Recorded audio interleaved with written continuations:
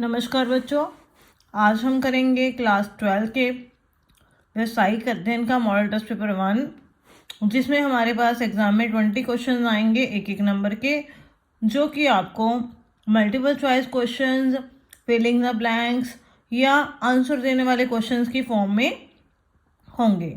तो आइए स्टार्ट करते हैं मॉडल टेस्ट पेपर 1 व्यावसायिक अध्ययन का। हमारा जो पहला क्वेश्चन है बच्चों, वो है सान्या एक संस्था में वित्त विभाग का प्रबंधन कर रही है। सान्या प्रबंधन के किस स्तर पर काम कर रही है? हमने ये बताना है कि सान्या किस लेवल पर काम कर रही है। बच्चों, जो फाइनेंस डिपार्टमेंट होता है वो हमारा मिडिल लेवल पर होता है, यानी जो सान्या है वो मध्य स्तर पर काम कर रही है। यहाँ पर हमारे पास 4 ऑप्शन दिए हुए हैं: निम्न स्तर, उच्च स्तर, मध्य स्तर और टॉप फ्लोर। तो राइट आंसर क्या होगा? ऑप्शन सी, मध्य स्तर। सेकेंड क्वेश्चन है, स्थायी संपत्तियों में निवेश किस प्रकार के निर्णय के रूप में जाना जाता है? बच्चों, जो फिक्स एसेट्स हम खरीदते हैं उसमें जो पैसा लगाते हैं उसको किस तरह का निर्णय माना जाता है? बच्चों, जो स्थायी संपत्तियां होती हैं उसमें जो हम इन्वेस्टमेंट करते हैं, पैसा लगाते हैं, उसे पूंजी बजटिंग कहा जाता है।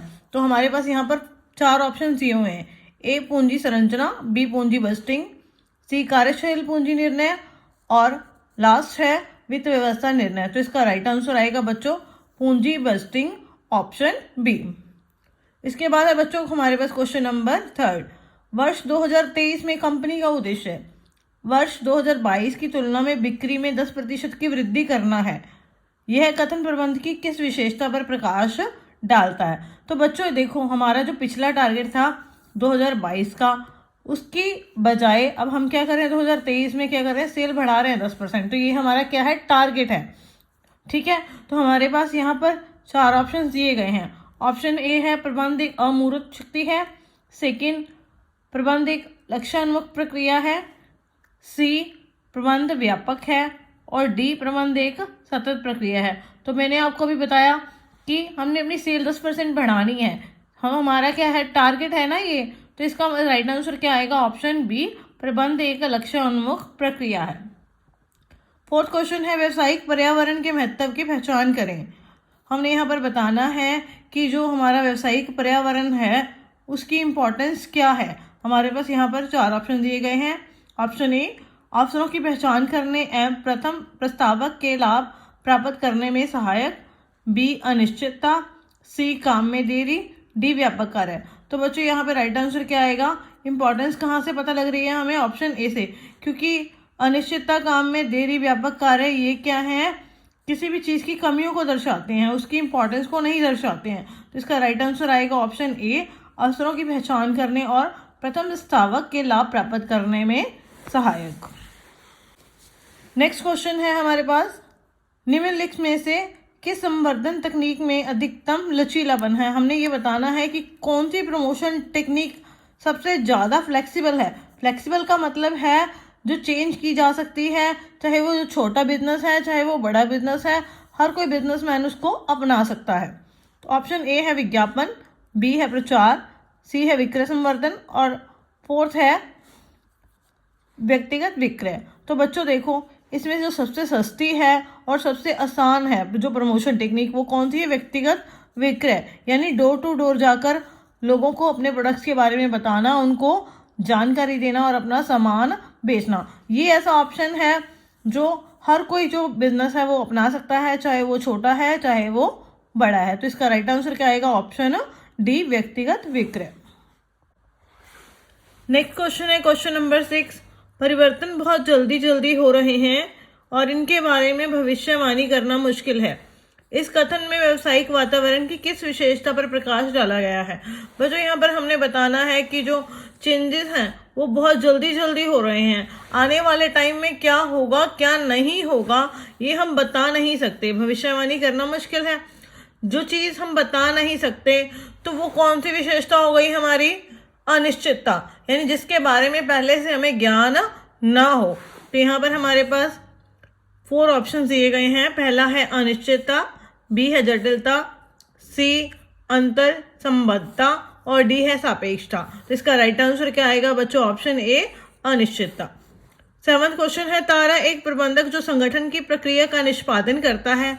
पहले से निर्धारित योजनाओं के अनुसार किए जाने वाले कार्य को पहचानने और विभाजित करने के बाद उसे संगठन की प्रक्रिया के किस चरण को करने की आवश्यकता होगी। यानी जो मैनेजर है यहाँ पर वो सारा संगठन का काम कर रहा है, यानी जो ऑर्गेनाइजिंग की प्रोसेस है वो परफॉर्म कर रहा है, यहाँ पर वो ये काम कर रहा है। तो हमने बताना है कि उसने कार्य को पहचान लिया है, विभाजित कर लिया है, उसके बाद उसका अगला जो स्टेप होगा वो क्या होगा। बच्चों इसके बाद उसको क्या करना पड़ेगा, उसको डिपार्टमेंट्स बनाने पड़ेंगे, तो उसे बोला जाता है विभागीकरण। तो यहाँ पर 4 ऑप्शन हैं। ऑप्शन ए कार्य की पहचान और विभाजन, बी है विभागीकरण, सी है कर्तव्य सौंपना, डी है रिपोर्टिंग संबंध स्थापित करना। तो राइट आंसर इसका आएगा ऑप्शन बी विभागीकरण। क्वेश्चन नंबर 8, उचित मात्रा में कार्यशील पूंजी व्यवसाय में डैश की सूचक है। यानी यहाँ पर क्वेश्चन पूछा गया है कि जो हमारा बिजनेस है उसमें जितनी वर्किंग कैपिटल चाहिए होती है हमारे पास उतनी ही वर्किंग कैपिटल बिजनेस में लगी हुई है। तो ये किस चीज़ को शो कर रही है। ऑप्शन ए लाभ, बी कमजोरी, सी तरलता और डी हानि। तो बच्चों जो हमारी वर्किंग कैपिटल होती है वो किससे संबंधित होते हैं, हमारी तरलता यानी लिक्विडिटी से। क्वेश्चन नंबर 9, सही विकल्प का चयन कीजिए। कथन 1 प्रबंध व्यापक है। व्यापक है, जो प्रबंध है वो हर जगह पाया जाता है, यानी मैनेजमेंट है जो हर जगह होती है हमारे पास। कथन 2 वित्तीय के साथ साथ गैर वित्तीय संस्थानों में भी प्रबंध की आवश्यकता होती है। यहाँ कह रहे हैं कि फाइनेंशियल और नॉन फाइनेंशियल इंस्टीट्यूशन दोनों में ही मैनेजमेंट की जरूरत होती है। बच्चों जब यहाँ पर इन्होंने दे दिया कथन 1 में कि प्रबंध हर जगह पाया जाता है, ठीक है, तो यानी फाइनेंशियल इंस्टीट्यूशन और जो नॉन फाइनेंशियल इंस्टीट्यूशंस हो गए वो इसके क्या हो गए, एग्जाम्पल हो गए। तो ये दोनों ही जो हैं कथन ठीक हैं, और ये जो सेकंड वाला है वो फर्स्ट वाले से ही निकाला गया, ये उसका एग्जाम्पल है। तो यहाँ पर हमारे पास ऑप्शन क्या क्या हैं। ऑप्शन ए है कथन 1 सत्य है लेकिन कथन 2 असत्य है, ये गलत है। ऑप्शन बी दोनों कथन असत्य हैं, ये भी गलत है। ऑप्शन सी दोनों कथन सत्य हैं लेकिन दोनों का एक दूसरे के साथ कोई संबंध नहीं है, ये भी गलत है, क्योंकि जो सेकंड वाला है ऑप्शन वो फर्स्ट वाले से ही निकाला गया है। डी दोनों कथन सत्य हैं, कथन 2 को कथन 1 से निष्कर्ष लिया गया है। तो बच्चों ये है हमारा राइट आंसर ऑप्शन डी। इसके बाद है क्वेश्चन नंबर 10। बच्चों नीचे दिए गए विकल्पों में से सही विकल्प का चयन कीजिए। कथन 1 परिवहन सेवा समय उपयोगिता बनाने में सहायक है। बच्चों जो ट्रांसपोर्ट फैसिलिटी होती है वो हमारी टाइम यूटिलिटी क्रिएट करती है, ये हमें पता है। सेकंड जो इन्होंने दे रखा है भंडारण सेवा स्थान उपयोगिता बनाने में सहायक है, यानी जो वेयर हाउसिंग है वो प्लेस यूटिलिटी क्रिएट करती है, तो ये भी ठीक है। कथन 2 क्या दे रखा है, अच्छी भौतिक वितरण रणनीति समय उपयोगिता के साथ साथ स्थान उपयोगिता को भी बढ़ाती है। तो यहाँ पर ये कह रहे हैं कि जो हमारा डिस्ट्रीब्यूशन सिस्टम है वो अगर अच्छा है तो वो उसके साथ साथ हमारी टाइम यूटिलिटी भी क्रिएट होगी और साथ साथ प्लेस यूटिलिटी भी क्रिएट होगी। तो ये दोनों ही क्रिएट करती है अच्छा एक हमारा जो डिस्ट्रीब्यूशन सिस्टम होता है। तो यानी दोनों ही कथन क्या है, ठीक है। तो ऑप्शन वो कौन सा है जहाँ पर दोनों कथन ठीक हैं, यानी दोनों कथन सत्य हैं, वो है बच्चों ऑप्शन सी, दोनों कथन सत्य हैं। नेक्स्ट क्वेश्चन है हमारे पास क्वेश्चन नंबर 11, व्यवसाय के सामाजिक वातावरण का एक उदाहरण दीजिए।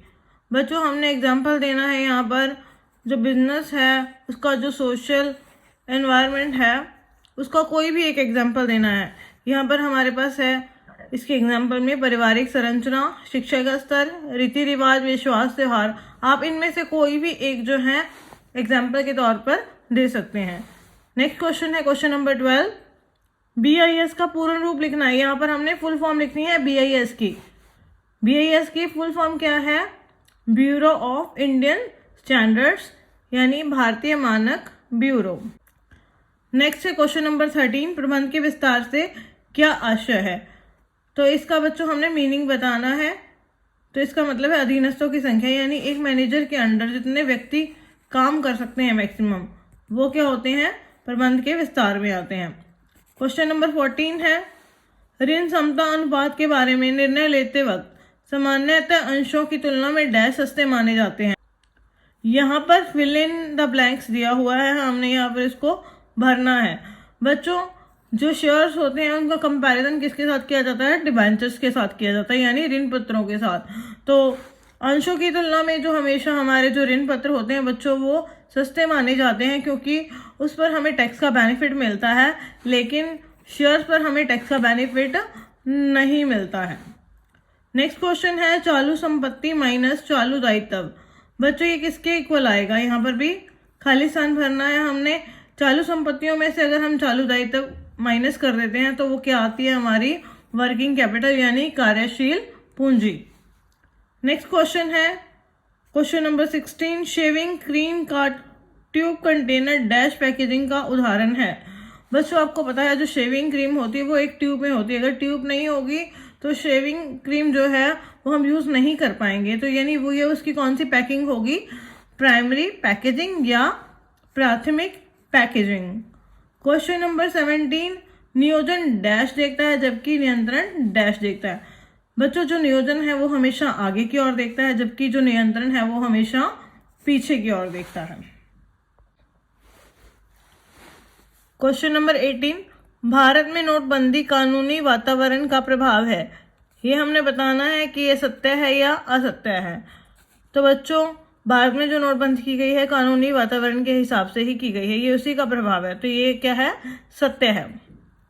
19 क्वेश्चन है प्रचार संवर्धन मिशन का भुगतान किए जाने वाला प्रारूप है। बच्चों जो प्रचार होता है उसमें कोई भी जो है हमें पेमेंट नहीं करनी पड़ती, लेकिन यहाँ पर इन्होंने लिखा है कि संवर्धन मिश्रण का भुगतान किए जाने वाला प्रारूप है, यानी हमें पैसे देने पड़ते हैं, लेकिन प्रचार के लिए कोई भी पैसा नहीं दिया जाता। एडवर्टाइजिंग के लिए हमेशा पैसे दिए जाते हैं। एडवर्टाइजिंग पेड फॉर्म होती है और जो पब्लिसिटी होती है, प्रचार होती है, ये नॉन पेड होती है। तो इस वजह से ये क्या है? असत्य है। क्वेश्चन नंबर 20, जमाखोरी अनुचित व्यापार व्यवहार का एक उदाहरण है। हाँ बच्चों ये बिल्कुल ठीक है, जो जमाखोरी है वो एक अनुचित व्यापार व्यवहार का एक ही उदाहरण है, तो इस वजह से ये कथन क्या है? सत्य है।